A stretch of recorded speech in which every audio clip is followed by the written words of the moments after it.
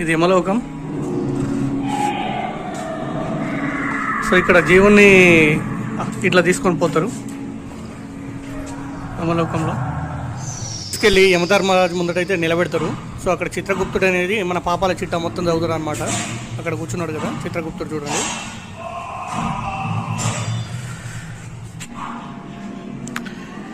యమలోక ప్రవేశ ద్వారం ఇది. ఇక్కడ చూడండి,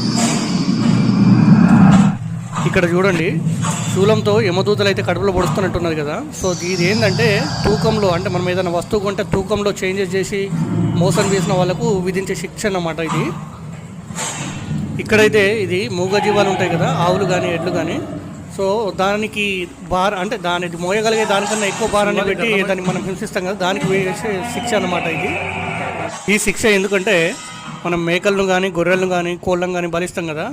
సో అట్లా బలిచ్చిన ఏదైతే జంతువు ఉందో, సో అది పడిన బాధ ఏదైతే ఉందో అది మనకు కూడా అనుభవించాలని చెప్పేసి మనకి ఇలా వస్తారనమాట.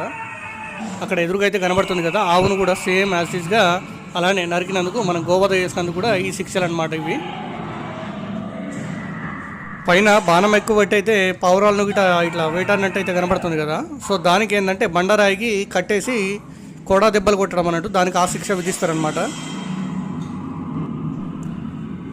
ఇక్కడ ముళ్ళున్న చెట్టుకైతే మొత్తం కట్టేసి కొడుతున్నారు కదా. సో అది ఏంటంటే బలాత్కారం చేస్తారు కదా స్త్రీలను.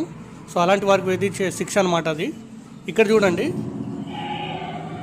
ఇక్కడ ఏంటంటే ఇది అన్య స్త్రీలతోటి వ్యభిచారం చేస్తారు కదా. సో అలాంటి వారికి ఏంటంటే ఈ శిక్ష విధిస్తారనమాట నరకంలో. అక్కడైతే ఆడమొగ అయితే తేడా అయితే ఏం ఉండదు, అందరికీ శిక్షలు మాత్రం గట్టిగానే ఉంటాయట. సో ఇదైతే చూస్తున్నారు కదా. సో ఇదనమాట, ఇలానే ఉంటుందట అక్కడ.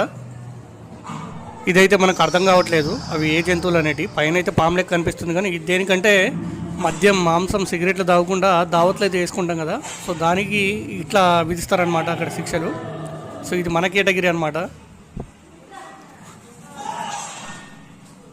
ఇక్కడ ఇది ఎద్దు గానుగలు ఎక్కువ ఉన్నది, దానిలో ఒక మనిషినేసి రుబ్బుతున్నట్టు. సో అదెందుకంటే దొంగతనం చేస్తారు కదా. సో అలాంటి వాళ్ళకు వేసే శిక్ష అన్నమాట ఇది.